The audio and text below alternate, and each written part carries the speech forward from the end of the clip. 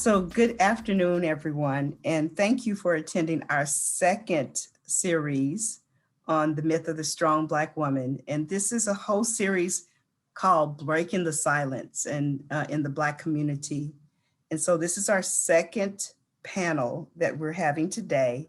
But before we get started, I want to say thank you to our sponsors, HCWC or Hays-Caldwell Women's Center, who have been serving people with abuse for 40 years, over 40 years. And then we have Dunbar Heritage Association of San Marcos and NAMI of Central Texas. And without them, we couldn't do this today. So thank you very much. So right now, before we get started, I'm going to ask my co-host, Pastor Jay, to help me introduce everyone who's here. Okay, good afternoon. I'm Jonafa, or Pastor Jay, with the Dunbar Heritage Association, and we're partnering with NAMI and Hays-Caldwell Women's Center and Jonnie and the research that she has done on the myth of the strong Black woman and breaking the silence in the Black community. So I would like to, I'm going to call out your name to my panelists, and then I would like for you to just give a short introduction about yourself. So Claudette Blythe, could you please introduce yourself? Sure, thank you so much, and I'm excited to be here. Thank y'all so much for doing this wonderful work. Like Pastor Jay said, my name is Claudia or Claudette Blythe. You'll hear it both ways. My friends call me Claudia, so take your pick. I've been here in San Marcos for about 7 years. I started a company that's called Modern Tribes Events, and we help small businesses and nonprofits to increase their visibility and sales through events and marketing. So I'm also a part of the Dunbar Heritage Association. In addition to some other things, I'm big in the community, so I won't give you the whole list, but thank you so much for having me. All right, thank you so much, Claudia. I appreciate you being here. So now I would like for Latonya Henry to introduce herself. Good afternoon. My name is Latonya Henry. I am a student affairs supervisor at Texas State University, and I have over 20 years of experience in higher education. I'm native of Dallas, and I've served on a number of advisory boards and nonprofits, and I really am excited to be part of this event today. All right, thank you so much. I appreciate you. So Ramika Adams, are you ready to unmute and introduce yourself? Awesome. Yes, ma'am. I'm hoping I'm in the camera good. My name is Ramika Adams. I'm a realtor here in Central Texas, and I'm also co-owner of Sofa Creations with my husband. But my biggest gloat, if you will, is being a community activist, all about us and empowering us and strives in bettering us. Ramika Adams here. Sorry for the short, but I'm at the food trailer for the short introduction. Okay, thank you. We appreciate you. So Dr. Delia Gillis, if you would introduce yourself. Okay. Well, good evening, everyone. I'm Dr. Delia Gillis, but my students call me Dr. G. I'm really excited to be here with this group, just really empowering and inspirational in their own journeys and experiences. I'm a professor of history and Africana studies, and actually go way back with our host, Jonnie Wilson, in graduate school days, where we had to really, really be strong Black women. And I hope to bring to the discussion this evening, not only my personal experiences, but some of that history that undergirds what we do. And most importantly, what I am excited about as a Black woman today. I am a new entrepreneur in the travel industry, and my startup has been accepted into the Tulsa 100. It is an incubator here in Tulsa space where they're going to support 100 Black-owned businesses. So I'm excited about that and excited to share it with this group. And let me just say, because travel is more than travel, having the opportunity to travel to the diaspora is empowering. It does so much for your self-esteem and really gets at some of the roots of some of the things that we're going to talk about this evening. So glad to be here. All right. Thank you so much. And prayerfully 2022, I will be helping your business and traveling to the motherland. That is a goal of mine and a dream. So I'm so glad to have met you through Jonnie. So Dr. Queverra Moten, would you please introduce yourself? Hi, I'm Dr. Queverra Moten. I'm the Deputy Executive Director of NAMI Central Texas, and I am just so humbled to be working with each of you and to have this conversation. So thank you again. All right, thank you so much. So those are all of our panelists this afternoon, all of our distinguished speakers and guests. So I'm going to turn it over to Jonnie right now. Thank you. And I failed to introduce myself. I just said my name is Jonnie Wilson, but I'm also a sexual assault outreach counselor for the Hays-Caldwell Women's Center, and I also have a private practice in San Marcos as well. I have, wow, probably about 30 years experience working in the San Marcos community. I worked at Texas State University. I just retired in August. I was there 24 years, where I worked in student diversity and inclusion and worked mainly with first generation students in marginalized populations, including veterans as well. So that's a little bit about me. And so now I'm going to get started. So, last month we had a great time last month. We talked about the historical context of the strong Black woman.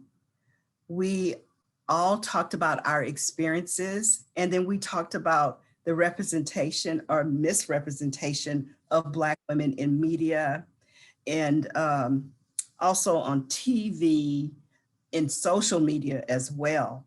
And then the underrepresented areas of different professions, and we had a great time.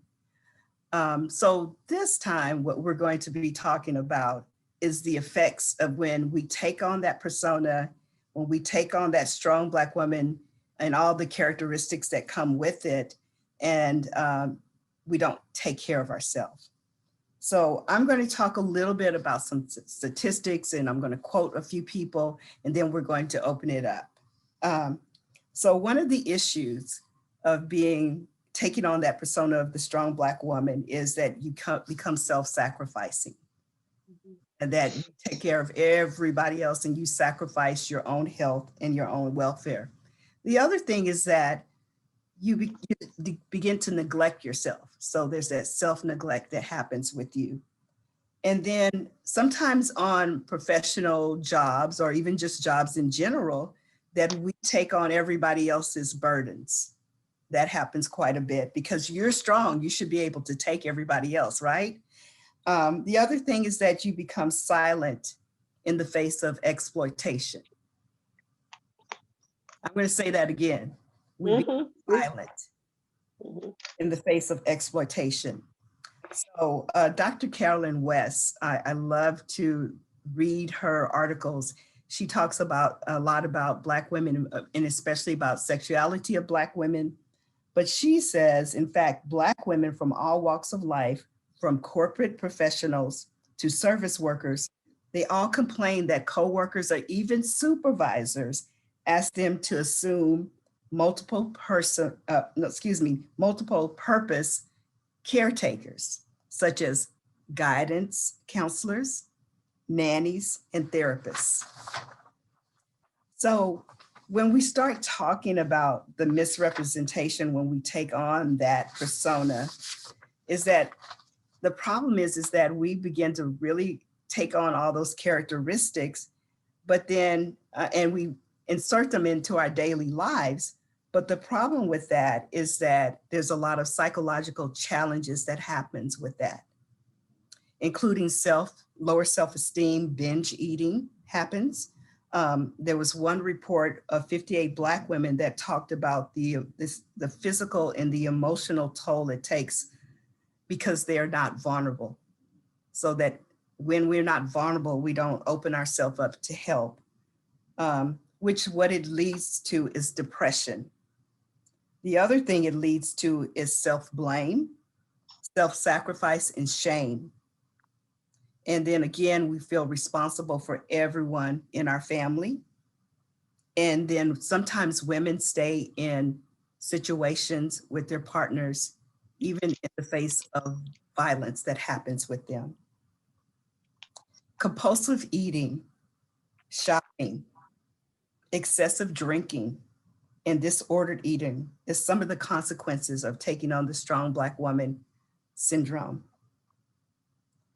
And when I want to talk about depression, the other thing is that sometimes when Black women, and these are stats that I'm reading now, okay? It's not something I'm making up. When Black women do go to a counselor, a lot of times if they have taken on that strong Black woman and I got it all together, they don't get diagnosed with depression. You know, they think it's something else instead of what it really is, because they're not being vulnerable. The other thing is that Black women sometimes are very stoic. I remember my mother being that way as well. You know, everything around her could be crumbling down and she's just calm. The problem with that is it has crippling effects on Black women's mental and physical health. Here's some stats from Black women's health according to Families USA 2019, excuse me. It says that Black women, now listen to this, 40% are likely to die of breast cancer, and that's because they're going late in the game. Another statistic says 52% are more likely to die of cervical cancer than white women. It says here, and I think I quoted this last time, 60% of Black women have high blood pressure versus 30% men. Another one that kind of shocked me is that Black women represent 66% of the new cases of AIDS and HIV. It also says that 40% of Black women experience domestic violence, and they're 2 to 5 times more likely to be killed by their partner. Why is that happening to us? Some of that is because we don't openly discuss what is going on, or we neglect ourselves. But I want to give you some more statistics on Black women when it comes to rape. It says here that for every one Black woman that reports rape, there's 15 that do not. I'm going to say that again. For every one person, one Black woman that reports it, there's 15 that do not report it. Another statistic says that 1 in every 4 Black girls are sexually abused before the age of 18. 1 in every 5 Black woman is a survivor of rape. 1 in every 5. It also says that 35% of Black women experience some sort of sexual violence during their lifetime.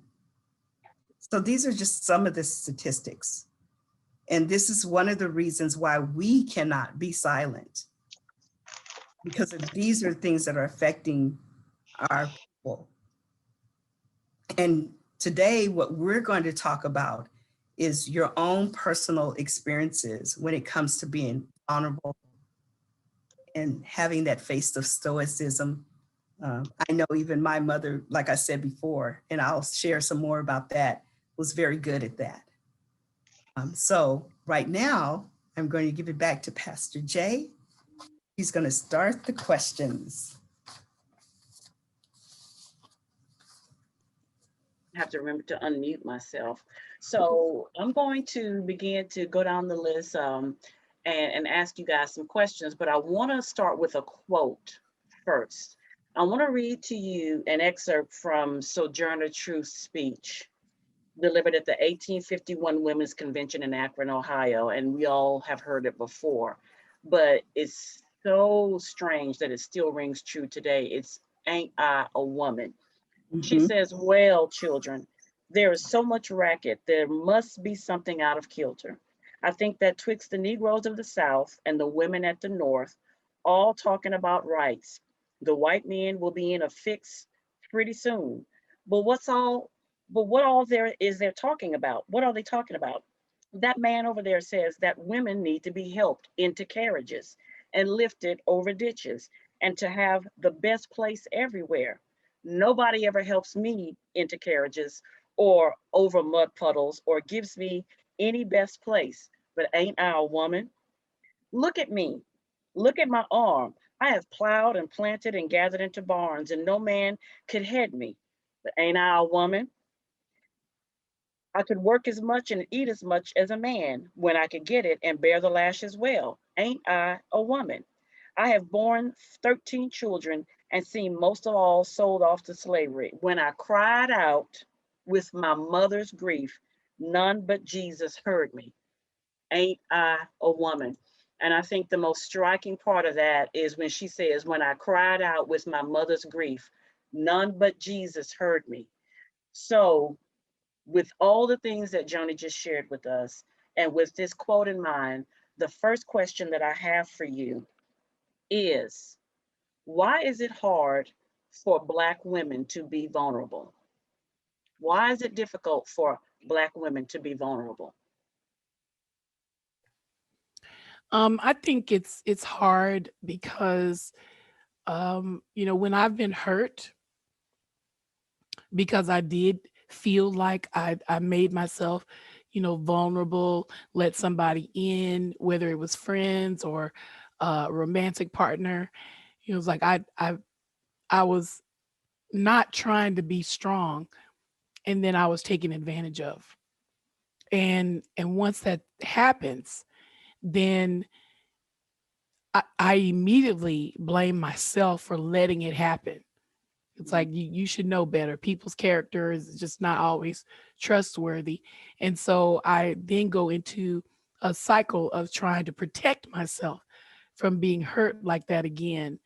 And that makes it, really difficult. And I would say the second reason why it's hard to be vulnerable is because if in our United States of America, if we don't show ourselves to be some kind of self-reliant, then people don't listen to you. They don't give you opportunities. You have to go out and take those opportunities. And so along with being hurt in your personal relationships and living in a culture that wants you to be independent, wants you to be a go-getter, wants you to be the best of the best, it makes it really, really hard to be vulnerable. Thank you for that answer. It's a good answer. Go ahead, Claudia. Yeah, I was just thinking about my mom when I was young. I love my mother to death. She passed away in 2013. But I just remember my mother literally training me to be tough, to be strong, to not let things bother me as much. My mother drilled into us from the moment I can remember being on this earth that we're Black. And so life is going to be hard for us. And she told me that I don't believe a week went by in my life that I did not hear that when she was alive. And she would always tell me, that I needed to be strong in order to make it.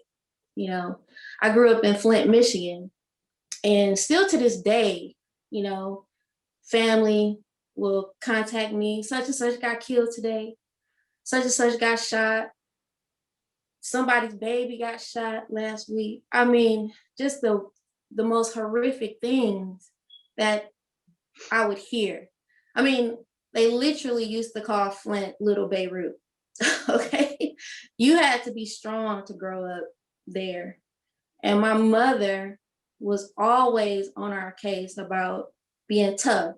We have to be emotionally strong. We have to be physically strong, and that I was bred to be strong and not to be vulnerable, not to be weak, because then I could fall prey to somebody, even in my own neighborhood. People that look like me would hurt me if they saw me as weak, And so all my life, that's what I heard, and that's what I knew to be I was sharing earlier with Ms. Jonnie that, you know, that's a new concept for me to talk about therapy.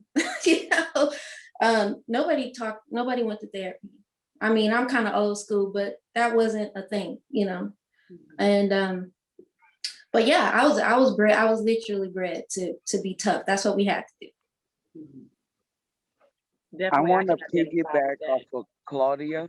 And once again, forgive me, I'm at my food trailer and the background noise might be intense. But I want to piggyback off of Claudia. You said your dear friends call you Claudia, and I just consider myself a dear friend. So I want to piggyback off of Claudia. For me, the reason why I'm struggling with to this day at 48 years old with being completely vulnerable is because of family secrets. In the sense that just like Claudia said that she was groomed for certain things in her family, I was groomed for certain things in my family.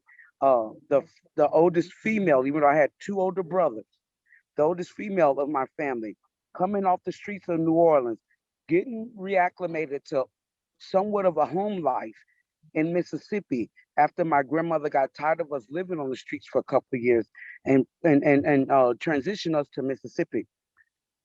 Now, the streets of New Orleans was easy based upon the heartache that came from Mississippi. Because in Mississippi, our I'm gonna make it personal, my two oldest cousins were predators of every female in the family. And I was, I guess, adamant, for lack of better words, to make sure it didn't happen to my younger siblings. Because when I moved to Mississippi or was relocated to Mississippi, the thing my great aunt, her name, we blessedly call her Nanny, but her name was Willie Mae. She instilled upon me the fact that I'm the oldest female of the family. So there's responsibilities that I must carry. And I accepted those. I don't accept the sexual abuse, and I do not accept the other things that came behind it. However, for me, the biggest reason why it's hard for me to be vulnerable is because my family told me that what stays in the house must, no, I'm sorry, what happens in the house must stay in the house. Just like when you go to Vegas, they say what happened in Vegas stays in Vegas. And I cannot, will not anymore keep silent. Amen. Thank you. Thank you. Anyone else would like to comment? Pastor Jay. Yes. I'm reminded, and I'm a paraphrase here, Zora Neale Hurston, said something to the effect that we have to speak out about our pain, or that they're killing us, or they'll think we enjoyed it. But when you ask the question about being vulnerable is just not an option for us. Lots of times in history, we try to teach other communities about the fact that, oh, slavery was so long, segregation was so long. We really haven't been in this new experiment that long. And I think we have to apply that to our personal evolution as well. Having just been in Ghana over the holidays and going up to the north of the country, seeing where slaves were first collected, and knowing that they have to march their way through a country that takes at least 16 hours to drive. I was just reminded of the fact that this was just about surviving. Living and thriving really wasn't on the agenda. And so if you look at our own family trees, if we basically go back to our great-grandparents, we're all still coming out of that experience. And I just don't think, and particularly with segregation, we just don't have the opportunity to be vulnerable. And I think one of our first panelists had, said something to the effect about the structure of the United States. The way that the US is structured, I mean, we're kind of like the last line of defense. And so therefore, we don't get the luxury often of having someone have our back, whether it's in the greater society, our community, or our homes. And so I think we're just first in this era of being able to breathe and perhaps be vulnerable, and hope that we have systems that will protect us. Very good. Thank you. That is a great point, that it's like structurally, we don't have an option it has become a self-fulfilling prophecy that there's this expectation that we have to be strong. So then because of the expectation, we take on this identity because we don't have a choice, because structurally there are no other options for us to exist, and no other way for us to live. Before I There's this like leadership game they play where you're supposed to fall and someone's supposed to catch you. If we fall, we're hitting the floor. There's no one. wow. There's no one back there to get us. Yeah, that's a huge mistrust game, Yeah. if you will, for us. Thank you, Ruby.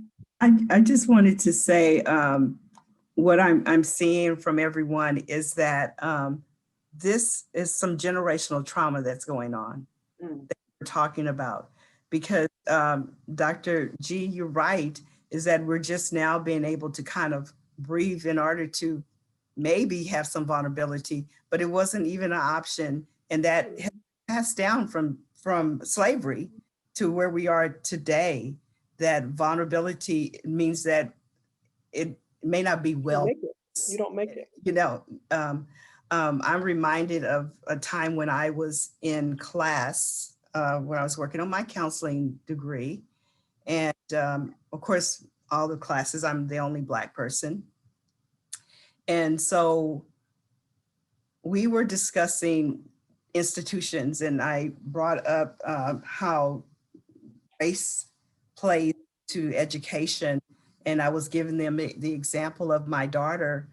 At that time, I was living in the projects in Lockhart, Texas. And they knocked on my door and said, your daughter needs to be in special ed. And they were not going to give me an ARD meeting whatsoever. They were wanting me just to sign the papers. Little did they know I was already in college. And I knew what was going on. I was very much aware of it. But the thing is that got me is that had I not known that, where would I be? Because the first thing I told them, I said, where's the ARD meeting? And you're not supposed to be coming to my house to do that. You're not supposed to do that. I'm supposed to meet with the principal, psychologist, psychiatrist, somebody, and teacher. And then I had a teacher, her teacher, my daughter's teacher, she was going to go into the first grade to tell me, that they do that because they need to have a quota. And they thought, oh, she's just some woman that, doesn't care. But I bring this up because I was talking about this. Yes. And I was showing vulnerability because I was trying to show this is what happens. And I was met with disbelief. That didn't happen to you. One of them was a teacher that said that to me. And so here I am, I'm spilling all of myself on the floor and offering it up as an example of what happens, showing that vulnerability. And I was met with that, hostility, and you're making that up. And then I didn't have the backing of my professor to say anything. She didn't say anything. And I left there just feeling raw, like I had opened up my heart and then this is what, trampled on me, and I was going to let it go. And I said, no, I can't do this. And so I ended up emailing my professor and saying, this is a diversity class I'm in, by the way. Wow. And telling her how I felt, and what had happened with me being the only Black person. And then I'm offering myself up. And how many times do Black people offer themselves up to things like this? And that happens. And so she ended up apologizing. And then we had a talk, then, a couple of weeks later about what had happened, because it was just like, they just blew it off, and so that happened to me, and it made me kind of like not want to speak up anymore, or to say anything because I'm not going to be believed. But here's the thing with me, I'm always hopeful. I'm a hopeful person. And of course, I'm going to do it again. You know, it took me a while to heal from it because I feel like that was an example of them understanding this is what happens to me as a woman and as a Black woman trying to take care of my children. So I just wanted to share that because being vulnerable can be very difficult if you're going to with people who do not believe you. That was the thing that, you know, my response to the question is that we have a difficult time being vulnerable because we expect that we will not be helped. So because we already have this built-in expectation that we're not going to get the help that we so desperately need, we just don't even ask to begin with. So there's that self-fulfilling prophecy, this vicious cycle that we fall into. And then when you do become vulnerable and then you're met with these types of oppositions that people don't believe you or they won't help you, it just reinforces that belief that there is no help for us. Like Sojourner Truth said, when I cried out, none heard me but God. The other thing is that, you know, being a pastor and being somebody that most of us, we've been in church all of our lives, that that the idea of being vulnerable and asking for help is antithetical to your faith. That if you are vulnerable and if you ask for help, then you must not be having faith. You must not believe. So therefore, I keep my mouth closed and I take it to Jesus in prayer. You know, so these are the things, part of the narratives that we are taught and we rehearse and we perform over and over and over again. And the church, unfortunately, helps to reinforce this narrative about the invulnerability of the Black woman. She is the backbone of the church, which leads me to my next thought that, and don't get me wrong, I love my husband. We've been married for, you know what, I don't even remember, but I think it's been like 26 years. It's been that long that we're just connected now. You know, we're a part of each other, but we've been married for 26 years and God bless him. When we first got married, he literally said, I was praying and asking God for a strong Black woman like my mother. Well, he saw his mother endure a lot of hardships and she fell and she rose again and she fell and she rose again and she kept the family together and she endured a lot of difficulty. And he was looking for somebody that was going to be strong like his mother. And, you know, one of the things that he said to me a few years ago, that I finally kind of like got a clue from my own self because I embraced the narrative because I saw it as a compliment. I am a strong Black woman because like Claudia, I was born and raised to believe that that is a compliment. That is my legacy, to be a strong Black woman. And he said, you know, you're my rock. He used to call me his rock. And finally, a few years ago, I said, I don't want to be that. I don't want to do that. You know why? Because a rock is an inanimate object that has no feeling. It has no voice. It has no thoughts or emotions. And if you break it, it just crumbles into 1,000 pieces. And you can still take that and build a foundation on it. You can just keep building on it. But it doesn't say anything. I don't want to be your rock. I don't want to be a rock. I want to be your partner, you know. And so after, you know, 20 some odd years of marriage, that revelation for both of us has changed the dynamic of our relationship. And I'm no longer his inanimate, quiet rock foundation. You know, I can put all my stuff down on top of it and it's going to support me no matter what. I can throw my load down on it. And to quote Zora Neale Hurston from, it's a passage in the book, Their Eyes Were Watching God. She says that, you know, the white man throws the load down and tells the Black man to pick it up. And then the Black man turns around and tells the Black woman, you pick it up. So she says that the Black woman is the mule of the world. Yes. You know, so even in our own relationships, like Ramika was saying, in our own relationships, our families, our marriages, we have this expectation that we are a rock. But that rock means that you have no feelings and no voice. And I'm like, I finally woke up a few years ago and say, that's not a compliment. I don't want to do that. I'm good. Ain't I a woman? No, I'm good. I don't want to do that anymore. So we can talk about this question. Did anybody want to say something before I move on to the next question? I just see a bunch of Yes, nods. I have to say that I'd rather be a soft place to land. I tell my husband, I'll be your soft place to land. That's me. I Yeah. love that. Absolutely. Absolutely. So the next question, so, and this is a three-part question, right? So the question is what is that stoicism that Black women use in the face of adversity? So that's the first part of it. What is the stoicism that Black women use in the face of adversity? 2, is it an effective tool? And 3, does it get in the way of asking for help? So first of all, what is it? Is it effective? And does it get in the way of asking for help? I'll take the lead on this one. This is what I'm thinking. And again, this is all from my personal experience. So, but my mother was my heart. Okay, so I used her a lot.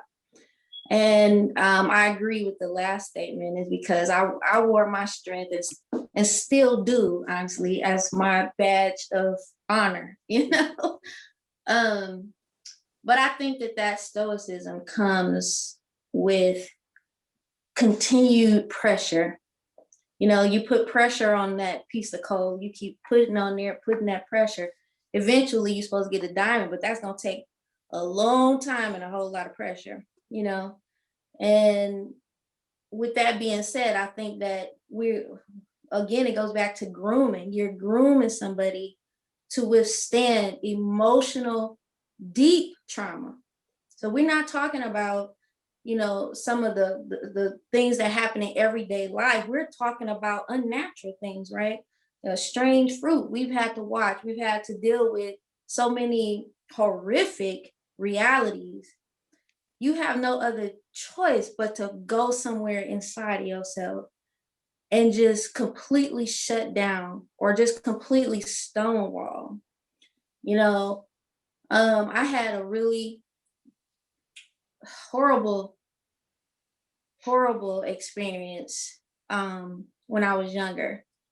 My mother trained me so well to be a fighter that is what I did. That is what I knew to do.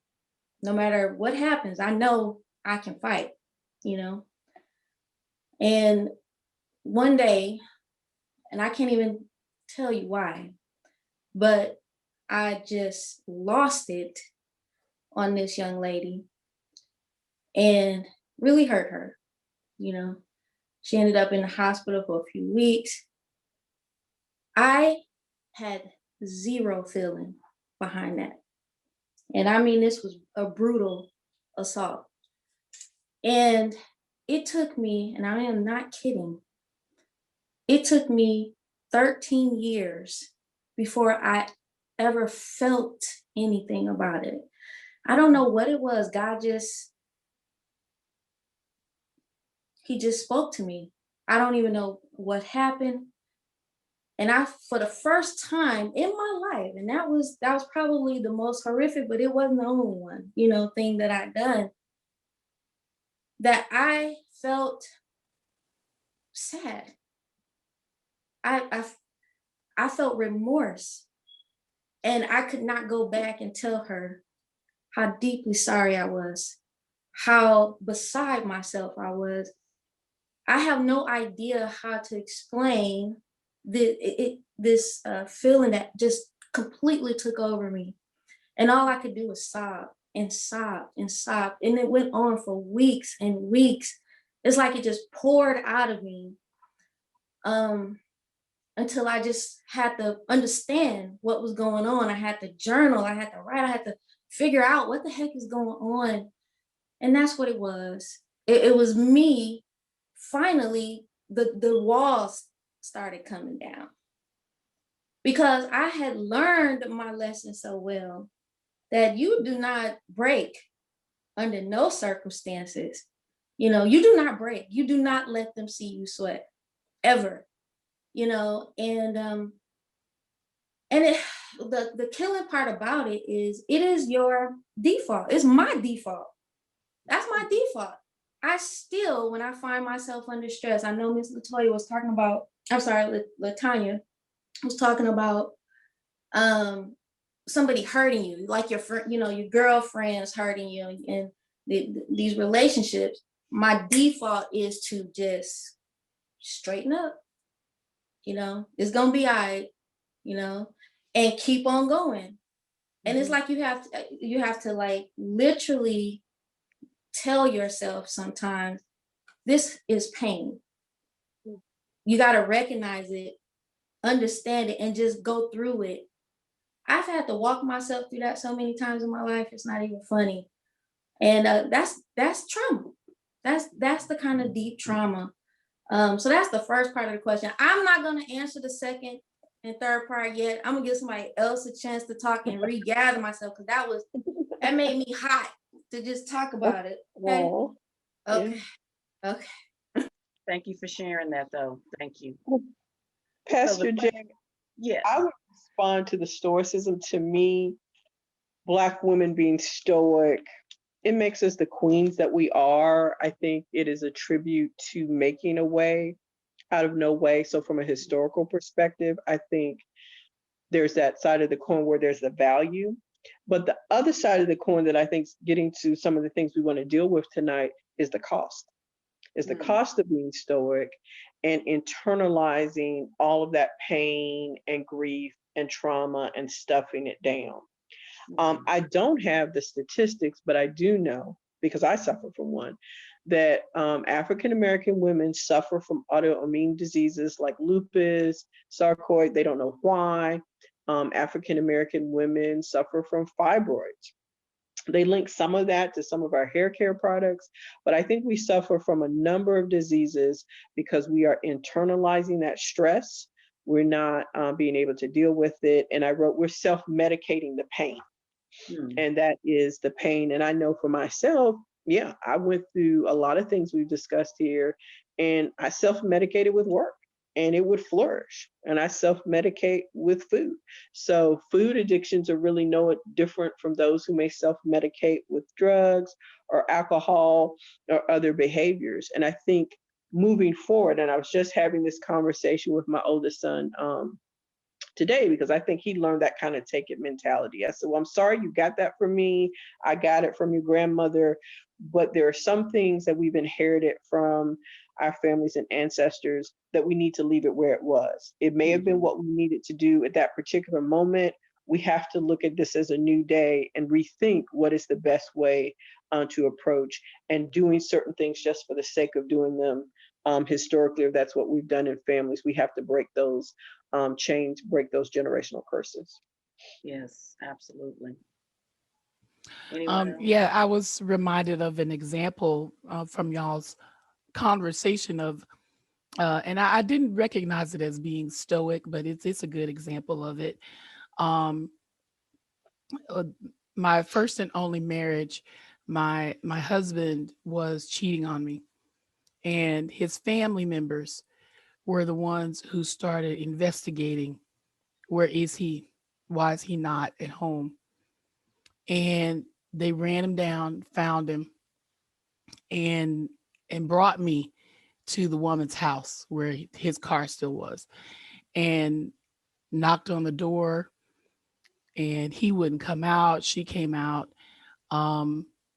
But for me, I was sitting there in my car looking at this like, I can't believe, this is happening to me.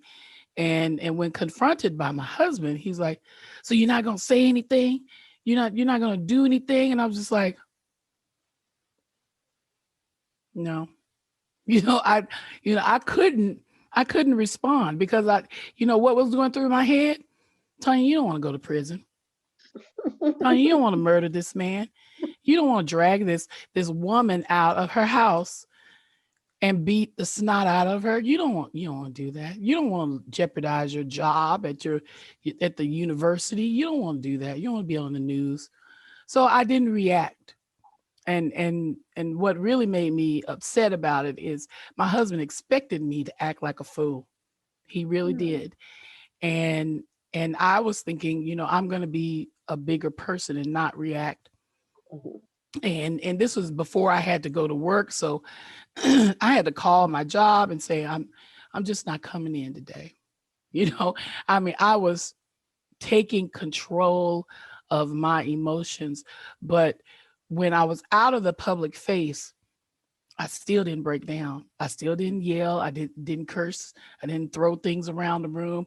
I was just constantly trying to hold it together because it hurt me that badly. And I just didn't know how to respond. And so that's been a traumatic episode in my life, and it's affected all of my other relationships, because not only did I feel betrayed by my husband, but I felt betrayed by his family that was covering for him until they didn't want to cover for him anymore. And so I thought that I had done the right thing, but in all honesty, what I was doing was hurting myself by not releasing how I felt and by not acknowledging that I was deeply hurt by those actions. Absolutely. I want to speak on what Claudia was talking about as far as being groomed for that being stoic. My mother was probably the epitome of being stoic. And so that was taught to me at a very, very young age, to the point that when I went through my first molestation at age 4, I told no one. And clear up till the age of 22, there were several incidents where I was sexually assaulted and by my husband as well. And I had no feelings, no reaction to any of it, because I was taught to be kind of cool, calm, and collected, because I saw my mother do it. I saw my mother do it. But what happened, and I vividly remember when I was age 4 when that happened, to this day I could tell you all about it, is that my weight changed. I went from being just a slender young little girl to gaining weight and gaining weight and gaining weight, to the point 7 years ago I was like 300 pounds. And that was because I held all of those emotions in, and it was affecting me. So, along in going back to what we were talking about, the effects of it, well, the effect of it was, been in a relationship, I showed no emotions.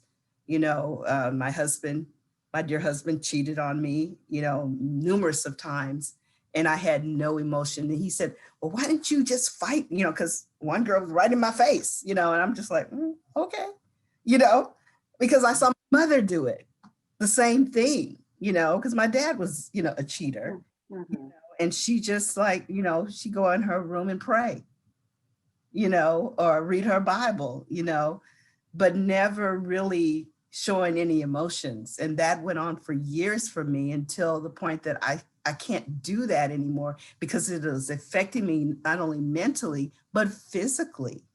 Because along come with weight was the diabetes, taking shots 4 times a day, which I'm off. I don't take anything now, but I went through that. I went through a lot of different ailments, and I know it was because I held everything in, and then having to raise 3 children, by myself, and going to school and all of that, I don't even know how I did that without showing emotion, but I did, but there had to be a day of reckoning for me. And that's what happens to a lot of us, that have gone through life with that. And then all of a sudden there's this burst of emotion that happens, and, and because it has to be released, or you continue, like, I think it was Pastor Dr. G was talking about autoimmune diseases. At one point in time, my doctor was saying I had one. And that's when I started looking up this information. And a lot of it comes from the amount of stress had taken on over the years that has accumulated. So it is the effects of that stoic, being stoic and not releasing any of these emotions and the things that are happening to me. And then it was a part of me that said I didn't have a voice. I have a voice now, but it was a point in time, especially when I was married, I felt like I had no voice. I could not say anything, and I was holding all of that in, even when a pastor, molested me, I didn't tell my mother because she adored him, those kind of things, but for me, it's really important that we break this silence of this happening because our sisters are passing away at an early age. My mother passed away at 63. I'm 62 right now. And I've always thought about how my other sister passed away at 45. And then I had the one that just happened a year and a half ago. She was 56. It's only two of us left now, my older sister and me. That's it. But it was because of the stress and the things over the years of not talking about it. My youngest sister that just passed away, she died of ovarian cancer. She was a nurse, y'all, but she didn't take care of herself. She raised 5 children by herself. So that's why this discussion is really essential. Definitely. It's Ramika, I see you unmuted yourself. Did you want to share? Yes, I'm sorry. I have been listening, even though I've been running around. But the autoimmune disease, I have alopecia, which is autoimmune disease, and stress related, which makes me not be able to grow hair in anywhere on my body. Now, my family have gladly told me that the reason why I've been struggling with this all my life since I was 9 years old is because of me. Now, I'm gonna be honest with y'all. Y'all see me running around right now. As we talk about the myth of a strong Black woman, we're tired. That title is tired. Yeah. Yeah, can you get that? Exhausting. Okay. So yeah, and here's the thing. I had everything set up to be totally focused and be present to this conversation in particular today. But things happen, and in the sense that, of course, business is going better than we expected. But because of the fact that my husband is so reliant upon me, going back to the myth of a strong Black woman, it's overwhelming trying to carry everything right here. And then to get to the point where you have to realize you can't.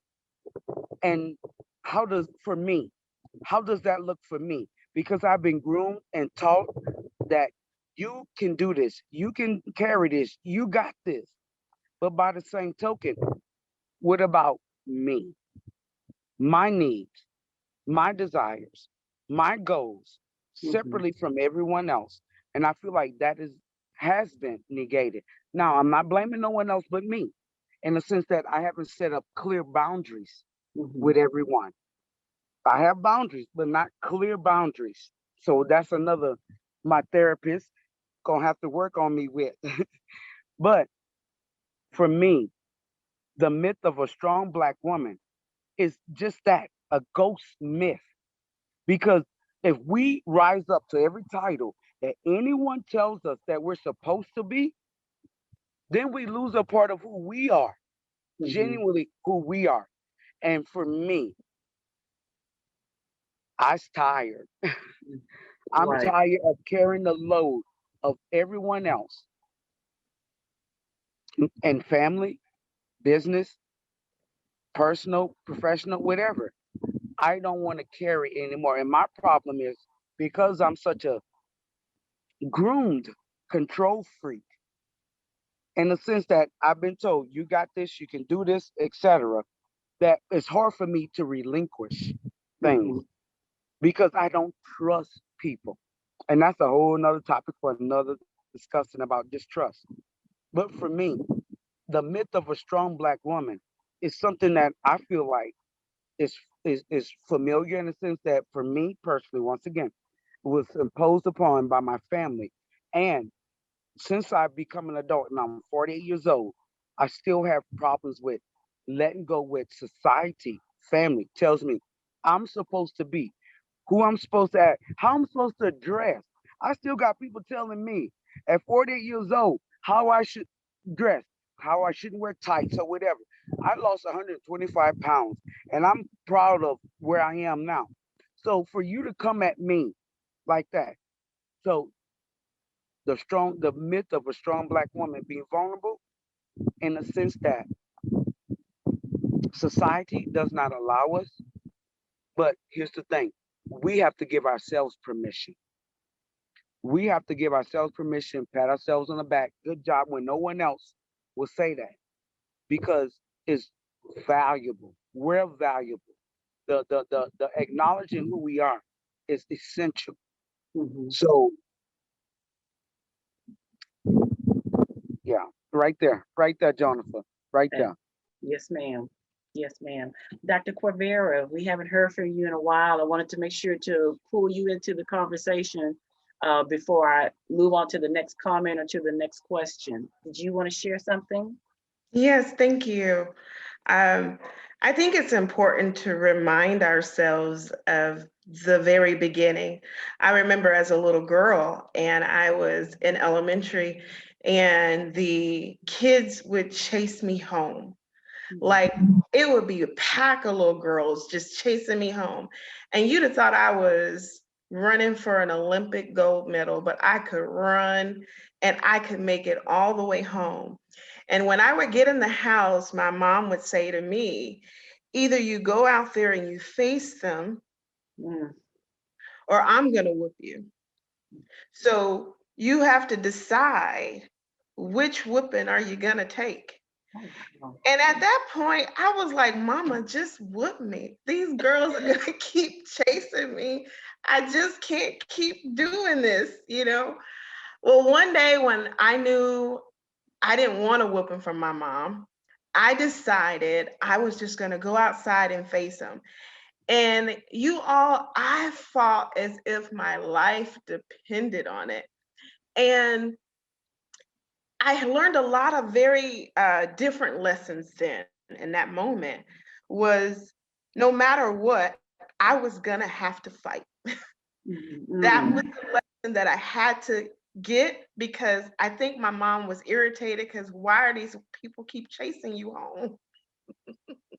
And so in that moment, I digested that reality that I have to protect myself.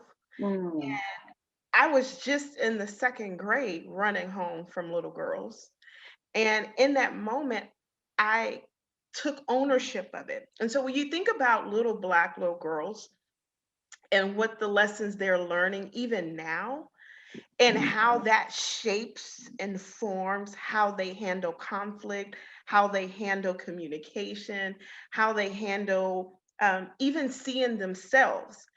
I saw myself as the enemy. And society had conditioned me to be the enemy. So even when traumatic things happen to me, that also cause PTSD.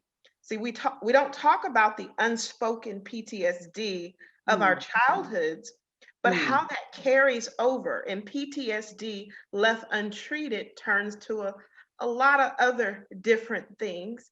That's why I've been in therapy for a year now. But the reason why I chose therapy was because there were so many things that have been clothed on me that I needed therapy to undress those wardrobes because those outfits don't belong to me. They are not stylish. They are not, they're not making a fashion statement for my life. And so I knew, Queverra, you have to unclothe everything that has been placed on you since an early age and stop wearing your strength. There is no power in what you're wearing. There's no extra benefit or rewards from you wearing all of this stuff. And so, ladies, I'm telling you, my sisters, that I have been taking off piece by piece everything that I was conditioned to believe. And this reminds me of, I just got a new car when I moved back from England last year, and I thought that I needed a clay wrap wax job. Well, that is for if your car is oxidating and you got spots. You don't need a clay wrap on your car if it's brand new. Right. But sometimes we're putting clay wraps on ourselves and there's not even a scratch on us. But because we've been conditioned to believe that these scratches, we took ownership of the scratches and we have a beautiful coat. And so sometimes you got to step outside of what you've been clothed in and take a look of what's real. And what's real is, yes, you're strong, but it's okay to be vulnerable. It's okay to let people know that this hurt. This doesn't feel good. Right. And peace at what you're feeling and owning it. And sometimes if I start a job and I don't like it, it's okay. I don't like this job. But we've been conditioned to believe, well, you better keep a job till you get the next one, because if you don't get the next one, it's going to be hard, because you're a Black woman. It's going to be hard for them to look. No.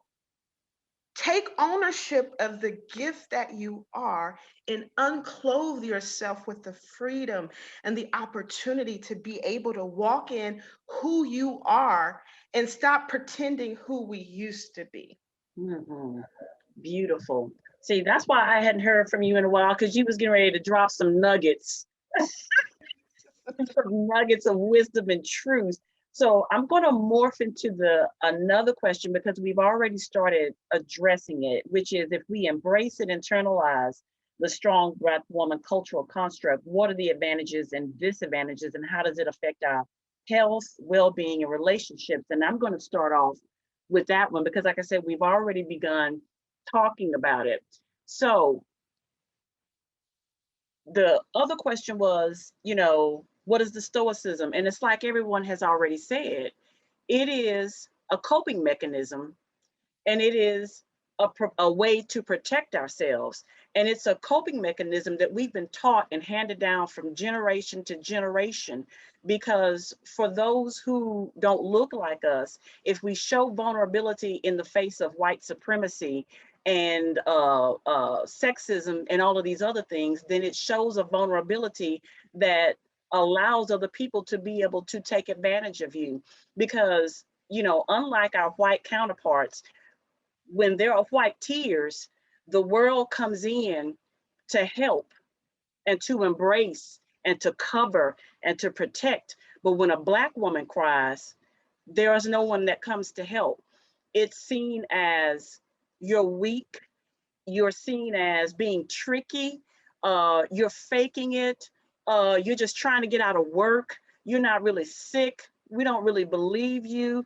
And so it's the advantages and disadvantages of taking on this construct. I remember years ago, and I haven't experienced this a lot, but it still comes up, that when you embrace this narrative and this cultural construct of being a strong Black woman, I remember that stoicism that I used to show in my early years of marriage. The stress would build up so greatly, and people thought I was this tower of strength and faith and courage, but I would have diarrhea every day for 60 days straight.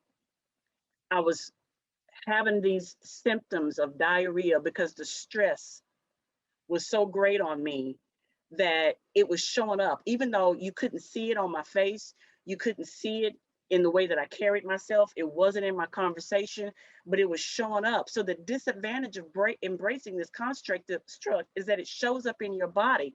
One of the things that I learned when I was in grad school is about the process of homeostasis and allostasis.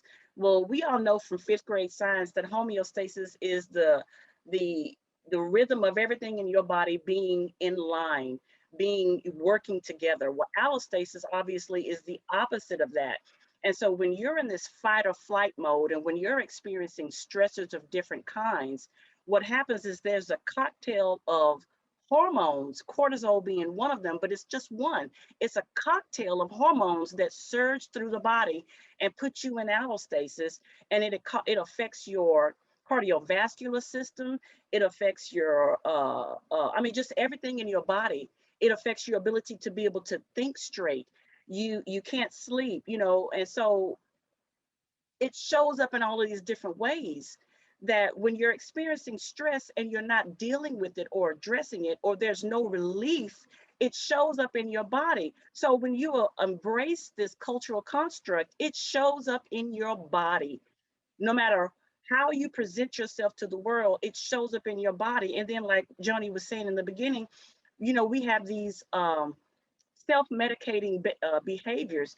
It shows up in alcoholism, it shows up in drug use, it shows up in, all of these other ways that clearly we're stressed out, but we're using all of these different vices to address the unaddressed trauma that we are living through and experiencing every day. And it also can show up in your other relationships, that you are suspicious and angry with people that ain't got nothing to do with your childhood, your past experiences, but you take it out on other people, and you take it out on other situations. So it shows up, and for Black women, when they say that we're angry Black women, heck yeah, we're angry. We have a lot of things to be angry about, but to tell me that I'm angry puts a negative stigma on me, as if to say that I'm wrong for having an emotion, to having a reaction, to having a response. Yes, I'm angry. I'm angry about a lot of things, So that's my rant. So, what what do you guys think about that question? If we embrace this construct, then what are the advantages and the disadvantages, and how has it affected you? Like I said, I know that personally, it has affected me in my body. And physically, I have been sick, I have been ill, I've gained weight, over the last 10 years, and I haven't been able to take it off because I just continue to walk in this manifestation, and thank God, I was present of the fact that, I have a family history of alcoholism. My father was an alcoholic, and all of his brothers were alcoholics for a very long time. So I leaned into that very early on and got a rude awakening that I didn't want to do that, because I actually had an uncle that passed away from alcoholism. And then one got into a bar fight while he was drunk, and he died. So I saw that happening to me very early on. So, we have to address all of these different unhealthy ways of being, because we are, like Ramika said, we're not talking about it. We're told to be quiet. And we have a community that supports our silence rather than supports our struggle, supports our vulnerability. We have a community that supports us continuing to be the magical Black woman, the magical Negro, the mammy, and all of these other things in these situations where, I hate these Black movies, these movies where Black people are in these roles and they always come to us for advice. They always come to us, and we have all these magical things that we can say, these little proverbs, sometimes if you just stop and think, it's like, no, we're not doing that. We're not doing it. We're not going to play the magical Negro role, and we're not going to be the mammy. So, I'm really charged up about this, because I can remember in my own life when I have walked in this in my body. And I know women in ministry that are afraid to talk about their personal experiences and to share that they've been in abusive relationships and they've overcome, they've been raped, they've been molested, that their husbands, who are pastors, are abusive to them. It's like you see this so prominently in the church, that they're even raped, and that the church themselves, especially if you're a first lady, God, don't be a first lady. The whole church expects you to be their mama, So because we have a community that supports our silence as opposed to a community that supports our vulnerability. So what do you guys have to say about how it affects your mental health if you embrace the cultural construct?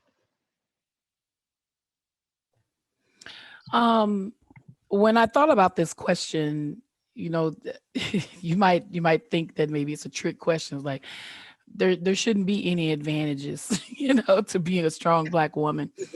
But I felt like, you know, as I, you know, thought about it, my desire and some of my push and some of my drive to go forward is because I know women who have had to deal with the adversity and still came out on top.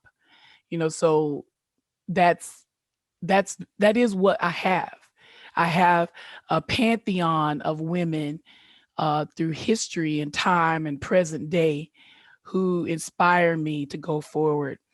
I will say, as the times have progressed, that the idea of what it is that we have to do to be strong has changed. It doesn't mean that I have to suffer abuse to be strong. It doesn't mean that I have to be silent to be strong, and that it is okay for me to be angry and to voice my opinion. I will say that, you know, I started out as a pretty kind of, you know, vocal kind of person. And my family was socializing me into believing that, you know, that is not the way to be in the world, that I can't find a man to be with if I speak my mind, if I say how I feel, if I want to fight for doing the things that I want to do. So the disadvantage has been, if you do embrace the strong Black woman myth, then you keep perpetuating it. You know, I actually had a coworker. I told him I'm going to be on this panel, and my coworker was like, "So it's a myth? You know, the strong Black woman is a myth?" I was like, "Yes, it's a myth." You know, but you know, that's my take on it. Is that you have to show them that, you know, you are who you are, and you're human, and you're not always all right, and that's okay. That's okay. So if you have a question or comment, put it in the chat. Joni, if you want, can we like reserve maybe the last 10 minutes for people to comment or say something? So, okay, so do any of our other panelists have a response or a question, or they have something they want to say in regard to the last question? I just want to agree with everything that has been stated, in the sense that the myth of a strong Black woman is just that, a myth. Because I'm realizing in my late years, because I felt like I should have got this longer ago. I get to determine who I am and what that means for me. The disadvantages for it, or of it, is that there's strife that presents itself because you're breaking away from your conditioned norm, and that's uncomfortable. Setting up clear boundaries, and I'm not saying it's a disadvantage in the sense that it's horrible, but it's a disadvantage. Okay, the truck that's coming through. It's a disadvantage in the sense that I feel like I have to over-explain who I am, what I think, and how I present myself. And I feel discouraged a lot of times in that, because at the end of the day, I feel like when I show up, I'm here. If I show up, I'm here. You got me 100%. But by the same token, a lot of times when I show up, I feel like I still got to explain my kryptonite, if you will. The advantage is freedom. Everything everyone discussed about how we get caught in bondage, how we stay in it, and how we live in it, based upon whether it be hereditary, societal conditions, or whatever. The disadvantage is that we stay in it. And for me, I'm just ready and committed to loving me enough to determine what a strong Black woman means to me, and then living that out despite what everybody else thinks. Now that's a trick there, because once again, I've been conditioned to thinking through family and through church. I was a preacher at one time in a mega church in Springfield, Massachusetts, 3 services every Sunday, and I taught Bible study every Tuesday. However, they condition you, they being society in whatever arena that you're in, conditions you to think that you're supposed to present yourself a certain way. And here's the thing, I don't have a problem with understanding where they're coming from, but what I have a problem with is losing who God created me to be. Because guess what? When I was born into whatever conditions I was born into and how I had to survive back then, that's still in me. He's just trying to show me how to use that fight or flight in a different way. And society keeps telling me that my passions, my desires are wrong because I'm going to be labeled as an angry Black woman.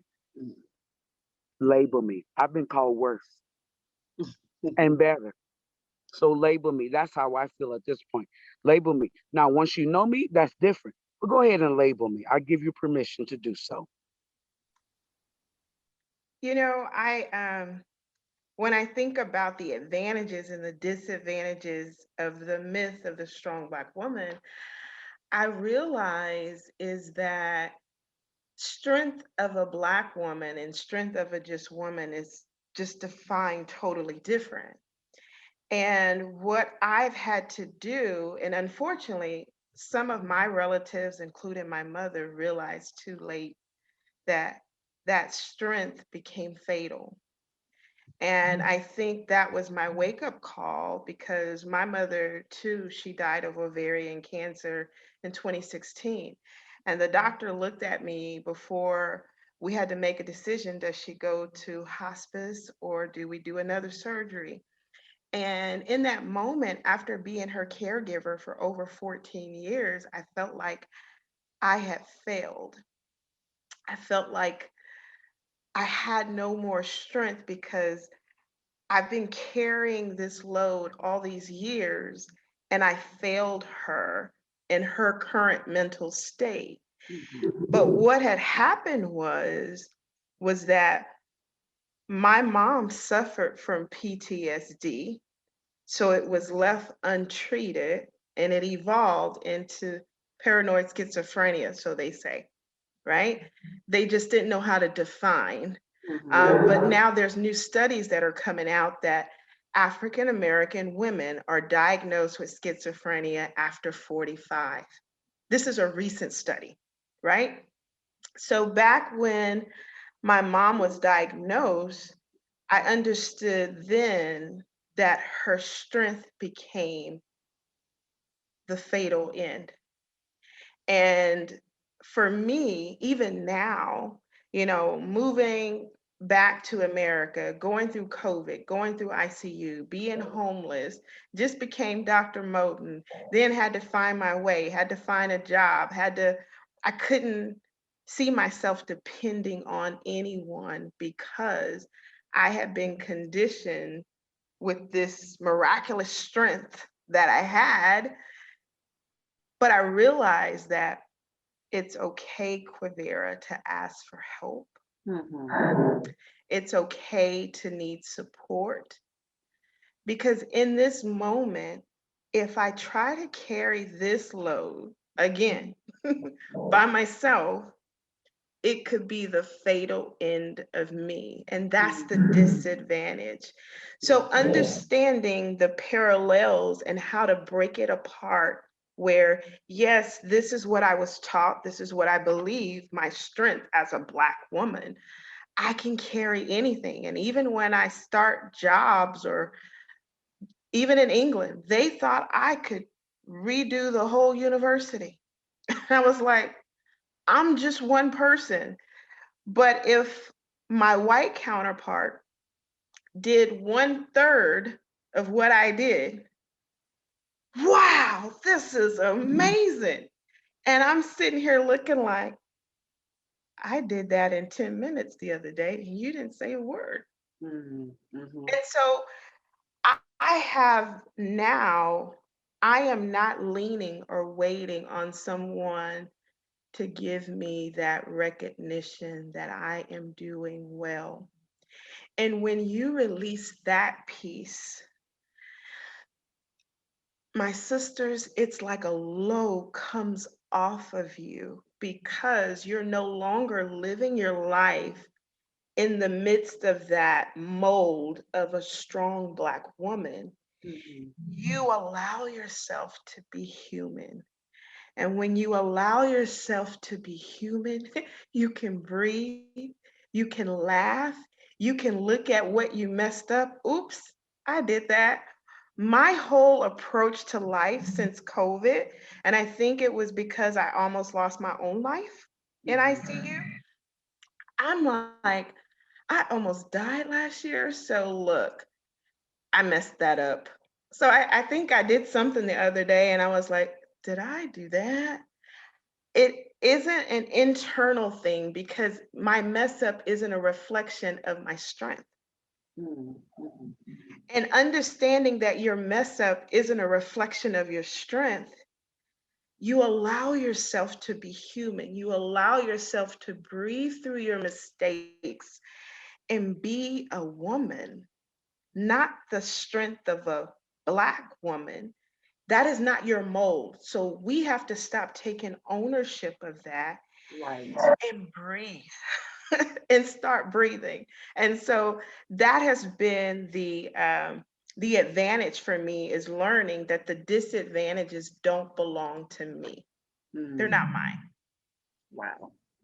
Wow, I just wanted to say, you touched on something that I really want to talk about, and that is when you do seek help and what you met with, what you met with. And for instance, for me, I remember when I was at the University of Missouri, I was there with my 3 daughters and going to graduate school. And my mother passed away, and my mother and I were very close. And as a matter of fact, every day I would call her, even though I was in Missouri. And every time that Christmas came along, I would drive all the way from Missouri to Texas to see her. And when she passed away, I'm in graduate school, and my mind was not on graduate school after that happening. And we were so close that the very time that she passed away, I knew it. Don't ask me how I knew it, but I knew it. I knew I was going to get that call. That's how close we were. And I remember saying that I need some help because not only did my mother pass away, I had 2 other family members to pass away as well. So it was my aunt, which was my mother's sister. She passed away right after her. And then my niece, which was my sister's daughter, passed away. So that's 3 people who had passed away in less than a year's time. And I was in graduate school. And I said, I need some help. I was so depressed. So I went to a counselor. And I began to tell her my story. I'm here, I got 3 kids. I've been going to school, even when I was at Texas State, I worked 3 jobs and I have kids, and all of this stuff. And I was trying to explain all of the stress that was on me. And I was met with, girl, you are strong. You are so strong. And that just blew me away because here I was trying to say that I'm not strong, and I need some help. But that was somebody who didn't know about Black women and what we carry. And if I am taking the initiative to ask for help that I really, really need it, I didn't go back because the first thing she did was just put this label on me as being strong. before I found my current therapist, who is the panelist, I had the same issue. I've gone through so many therapists where I have talked to them about my struggles within myself, where they started crying and pat me on my back for surviving. But what I'm telling you is, I'm not surviving. I'm barely making it. And I need someone to help me make sense of this. And I'm telling you, male and female. Now, all my therapists until my current one, who's African American, were all Anglo. So, of course, to them, anything I've gone through, being homeless, being raped, being molested, being who I am today, carrying all these titles and loads, of course, I could do it all. But what I was telling them is, I'm tired of doing it all. And I literally was counseling my therapist before my current therapist. And there's something wrong with that. Absolutely wrong with that. So thank you, Jonnie, for mentioning that. Wow, some of the comments, I'm just going to read a few of the comments. So, someone said that, Jonnie, your story reminds me of a time I made an appointment with the therapist. And at the first appointment, before I even sat down, she said, I'm surprised you're here because people from your culture don't come to counseling. Someone said, Dr. Queverra Moten, thank you for sharing your truths. Um, this has been a great discussion from Rachel Poole. Thank you for all for sharing your stories and your valuable input. So we've had a lot of positive feedback and comments in the chat. And, you know, like I said, Dr. Queverra always comes with such a nugget. And one of the things that I've learned in recent years is to just say no. Just say no. And it's a complete sentence. Yeah, it's and no explanation. No, I can't because, or no, I won't be able to, or no, I don't want to because. It's just no. You know, sometimes I just wake up and I practice no to the universe. I just get up in the morning and I feel it in my spirit and I say no. Y'all think I'm playing, I'm serious. Some days I wake up and I just say no. So that is something that I have learned, to just say no. I'm not going to do this. I'm not going to participate. I'm not going to share, you know. And I think one of the things that's difficult, and I'm going to turn it back over to Jonnie as we close, but I think one of the things that's difficult, particularly as we grow into our 40s and 50s and 60s, is that we begin to have adult children, and we find ourselves still carrying the issues of our adult children well into their adult years and into our golden years and our twilight years.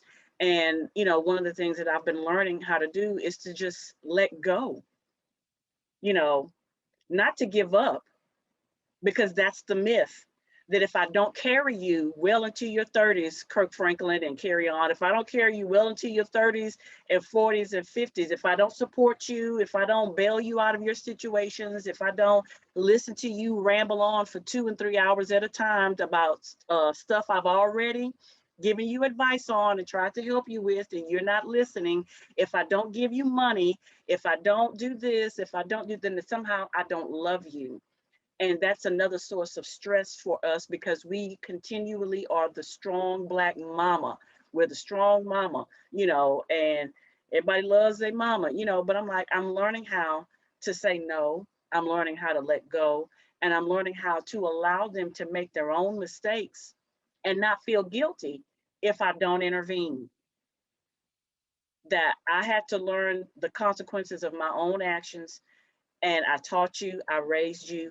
Now it's time for you to experience the consequences of your own actions, even if that means you end up in a really bad place. I'm gonna pray for you.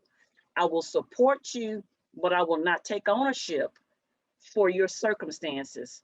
I will not take ownership for it, you know. So that's something else that I'm learning in my older years. I'm learning in my older years in my marriage that I don't have to agree with everything that you agree with. I don't have to like everything you like. I don't have to support everything you do if it's to my detriment.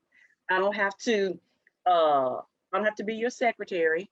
I don't have to, I don't have to do any of those things. It's like, you know what, I want to do such and such. That's fantastic. I'm gonna be over here watering my plants. You're not gonna come? No, no. You know? So something about turning 50 has just done something for me in my spirit. I feel liberated, you know. Yes, water the plants. Yes, I feel liberated in getting to this stage in my life because I have overcome so much and I have endured so much. And I don't want to be like many of my mothers. My mother died because she died at 50. She said, my mother died at 50, and that she spoke it out of her mouth that she was also going to die at 50. My mother was undiagnosed with mental health. It wasn't until my father and I had a conversation after she had passed some years. And I asked him, I said, did mom struggle with mental health? And he said, baby, she did, but she was undiagnosed and untreated.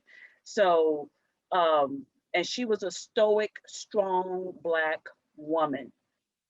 So I had to let all that go. And I'm still learning to let go little things at a time because people continually want to give it to you. I want to give you my problems. They want to give it to you. But we have to say no to even the people that we love, because usually those are the people that are closest to us that continually to throw down their load so that we can pick it up for them. So Jonnie, I'm going to give it to you. I don't know how much time we have left, but I'm going to turn it over to you for now. Pastor Jonafa. Yes, Amen. ma'am. Amen. Amen. Amen. Amen. Amen. Well, we have another 20 minutes, but I really wanted to emphasize how what happened to me with family. Because Yes.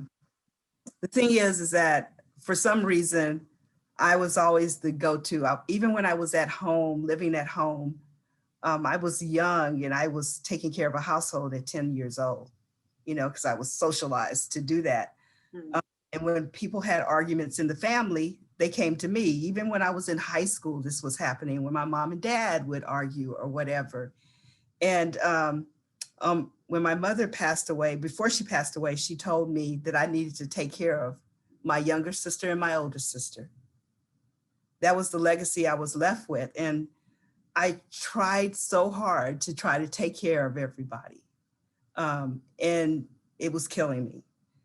I remember very distinctly that my second to the oldest sister came and lived in San Marcos. And she, you know, was taking care of her grandkids because her daughter was in the military. And every time she came back from overseas, she had another baby. So my sister, who had a heart condition, was trying to take care of those three kids. And then I took on the mantle of taking care of her because she was in and out the hospital. And then I found myself raising her three kids and taking care of her. And this is the one that died at 45. And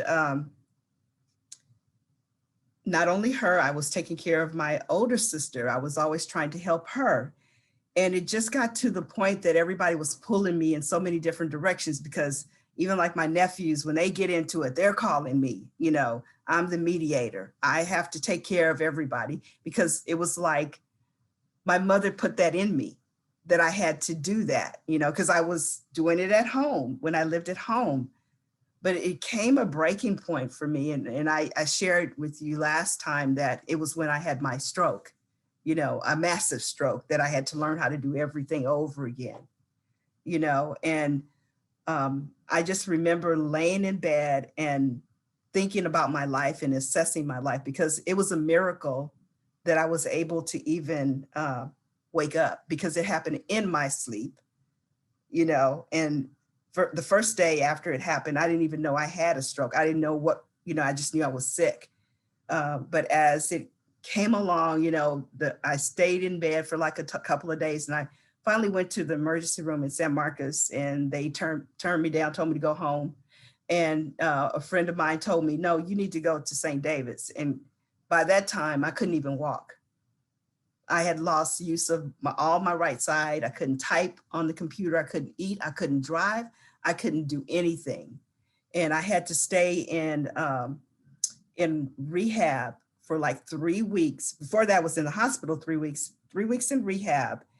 And that's when I began to kind of think about all the people that I'm helping, not only my relatives, but ex-in-laws, you know, were asking me for money and stuff. But when I was in that hospital, wasn't nobody there to come see me. And so it really made me reassess my life. And from that time on, people got mad at me, y'all, because I said no. And my sister, my youngest sister, one that passed away, she used to call me at 3 or 4 in the morning, even after I had my stroke. And I would tell her, I said, now you a nurse, now you know better. You know that I have to get my sleep. And she stopped talking to me for 2 years because they were so used to me taking the mantle, you know, taking care of everybody, going in there and, you know, breaking up fights, you know, but I was saying no. For the first time in my life, I was saying no. And I was in my 40s. And from then on, it's, to me now, it's about self-care. Mm-hmm. And that's what we're going to be talking about next time, is how do we treat ourselves? Now that we know that all that's a myth now, we're going to talk about what we can do to take care of ourselves. And I think it was, somebody was talking about, it was Claudette, right before we got online, you were talking about talking to friends. And I firmly believe that we have to have a sisterhood. Mm-hmm. We have to have a sisterhood. You know, therapists is good too. I'm a therapist, okay? But it's something about having sisterhood. We need that. We need each other. So we're going to talk about how important that is to have that sisterhood. Mm-hmm. Sister to have your back when you need to talk to somebody. Or if you just want to go somewhere and do some self-care, like, you know, getting your nails done or whatever it is, Mm-hmm. get a massage, or somebody speaking words of encouragement to you. We have to have sisterhood. Now, you know, in larger society, people are at each other, especially as Black women. But I believe in sisterhood. That's how we're going to be able to survive and make it and thrive and be the people that we need to be and what God has called us to be, you know. And so that's what we're going to be talking about, is how are we redefining our lives as far as with self-care. We've all had our incidents in our, you know, epiphany that we have to take care of ourselves, right? We all had this thing where now we're going to reject what society has said about strong women, Black women. We can be strong, but society is saying something else that is stereotypes. So what are we going to do to take care of ourselves? And I want everyone to share about what is going on in their lives. And if you're just now thinking about it, maybe you need to really come with some research because that's something that we really need to be doing, is to be taking care of ourselves. And that's one of the reasons why when I was at Texas State, I started a Women of Color retreat. Mm-hmm. And the Women of Color retreat was about these college students, you know, before they embark on their lives, being able to have skills to take care of themselves. So we had yoga going on. We had meditation going on. You know, I had somebody, you know, guest speakers talking to them to instill in them early. So it won't be like me waiting till last, you know, I'm 60, 63 soon. Really getting this idea of that you come first and really understanding your identity and that you have a voice and it's okay to use it, even though society is trying to squash it. Mm-hmm. That you can define who you are. and who you want to be and who you are right now. So that's what we're going to talk about next time. And that's going to be on April the 16th. 19th. Is it the 16th or the 19th? I think it's April the 16th. Okay. If I'm not mistaken. I may be wrong, but it's going to be on a Friday, the third Friday Okay. at 5 o'clock. And I hope everybody comes back. Does anybody want to say anything before we go? We have a few more minutes. Is there anything in the chat? Somebody said, thank you again.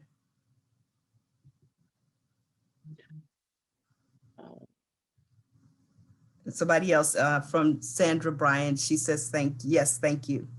But anyway, I hope that if nobody has anything else to say, we're going to close down. I'm enjoying this. I really am enjoying this. And I appreciate everybody who's on panel. Y'all have me so enthused. This was just an idea that I wanted to do this because I think we really need to have these conversations, and it also is creating sisterhood among us as well. I really and firmly believe that.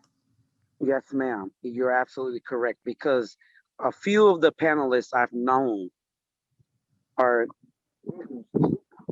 just began to, I'm sorry, my husband just walked up, I just began to know, but I'm so grateful.